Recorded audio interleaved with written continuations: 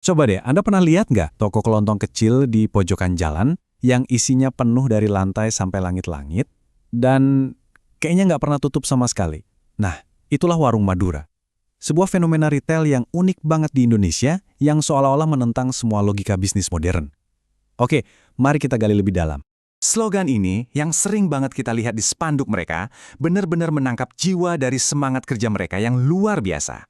Ini tuh bukan sekedar ngasih tahu jam buka loh, ini adalah sebuah pernyataan, sebuah komitmen total yang bikin mereka jadi beda dari yang lain. Nah, ini dia pertanyaan besarnya. Di tengah gempuran minimarket-minimarket besar dengan modal raksasa dan sistem yang canggih, gimana ceritanya warung keluarga yang sederhana ini nggak cuma bisa bertahan, tapi juga jadi pesaing berat? Yuk kita bongkar bareng-bareng resep rahasia mereka. Pertama-tama, kita perlu paham dulu, apa sih sebenarnya warung Madura itu? Karena ini bukan sekedar toko biasa. Buat banyak warga lokal, warung ini tuh udah kayak jantungnya lingkungan mereka, yang terus berdetak tanpa henti siang dan malam. Jadi ini lebih dari sekedar tempat beli mie instan tengah malam, mereka itu pusat layanan terpadu buat lingkungan sekitar. Butuh token listrik pas mati lampu, bensin tiba-tiba habis di jalan. Nah, warung Madura jawabannya, mereka itu benar-benar jadi bagian penting dari ekosistem di lingkungan kita. Oke, sekarang ayo kita bedah strategi bisnis mereka. Di balik operasionalnya yang kelihatannya simple, sebenarnya ada logika yang cerdas banget. Ini adalah lapisan pertama dari rahasia kesuksesan mereka. Kesuksesan mereka itu dibangun di atas 3 pilar utama ini, dan ketiganya ini saling mendukung satu sama lain, menciptakan sebuah model bisnis yang kuat banget dan susah ditiru sama pemain besar. Yuk kita lihat satu persatu. Ini nih bisa dibilang kekuatan super mereka. Para pelanggan itu percaya apapun yang mereka butuhin, kemungkinan besar ada di warung Madura. Kepercayaan inilah yang membangun loyalitas yang luar biasa. Pernah kan Anda ke minimarket terus barang yang dicari habis? Nah, di warung Madura, mereka berusaha keras supaya itu nggak terjadi. Angka ini menarik banget loh, karena ini menunjukkan betapa model bisnis ini tuh bisa diakses banyak orang. Dengan model yang relatif kecil, sekitar 13 juta rupiah, seseorang udah bisa mulai usaha.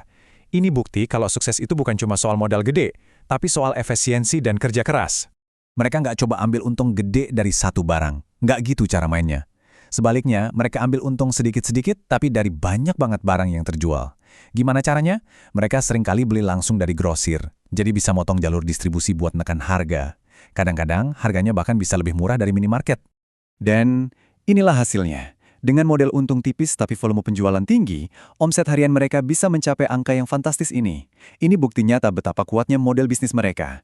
Perputaran uang yang super cepat inilah yang memungkinkan mereka buat terus isi stok dan menjaga harga tetap bersaing. Mereka itu nggak bersaing di jalan raya utama, tapi mereka menang persis di depan pintu rumah Anda. Dengan adanya di jantung pemukiman, mereka jadi pilihan paling gampang dan paling nyaman buat kebutuhan sehari-hari. Bener-bener definisi toko tetangga. Oke, kita udah bahas strategi bisnisnya. Tapi sekarang kita masuk ke intinya, faktor pembeda yang sebenarnya, yaitu manusia di balik meja kasir dan budaya kerja mereka yang luar biasa. Inilah resep rahasia yang sesungguhnya. Kutipan ini benar-benar kuat maknanya. Ini nunjukin kalau jadwal 24 jam tanpa henti itu ditenagai oleh dedikasi dan pengorbanan sebuah keluarga.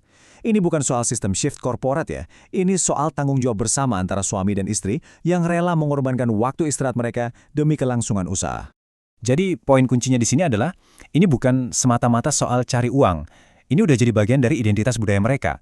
Etos kerja ini adalah sebuah sistem nilai yang udah mendarah daging, yang memandang kerja keras sebagai sebuah kehormatan dan jalan menuju kehidupan yang lebih baik. Nah, inilah bahan-bahan yang membentuk etos kerja yang luar biasa itu. Mereka rela hidup sederhana biar keuntungannya bisa diputar lagi ke dalam bisnis. Mereka ulet, tangguh, dan punya semangat wirausaha yang kayaknya udah mengalir di darah mereka. Kombinasi inilah yang jadi mesin penggerak kesuksesan warung Madura. Tentu saja, kesuksesan sebesar ini pasti menarik perhatian. Dan akhirnya, ini menciptakan sebuah konflik klasik, kisah si kecil yang menantang si raksasa di arena retail modern. Mari kita lihat gimana dinamika ini berjalan.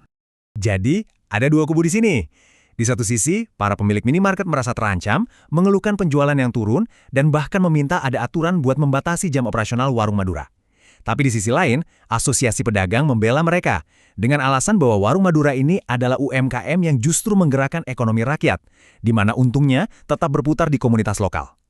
Ini adalah pertarungan antara model ekonomi korporat melawan ekonomi kerakyatan. Tentu, Dunia nggak berhenti berputar. Tantangan terbesar buat warung Madura saat ini adalah bagaimana mereka bisa beradaptasi dengan era digital yang serba cepat. Yuk kita lihat gimana mereka menghadapi tantangan ini. Memang kalau kita lihat banyak pemilik yang literasi digitalnya masih terbatas. Tapi jangan salah, mereka nggak diem aja kok. Mereka udah nunjukin tanda-tanda adaptasi. Mereka menawarkan layanan pembayaran PPOB, itu kan layanan digital. Beberapa bahkan udah pakai WhatsApp buat berinteraksi sama pelanggan. Ini menunjukkan ada potensi besar kalau ada dukungan buat meningkatkan kemampuan digital mereka. Dan pada akhirnya, ya inilah inti dari Warung Madura. Di tengah semua tantangan digital, fondasi mereka tetap sama.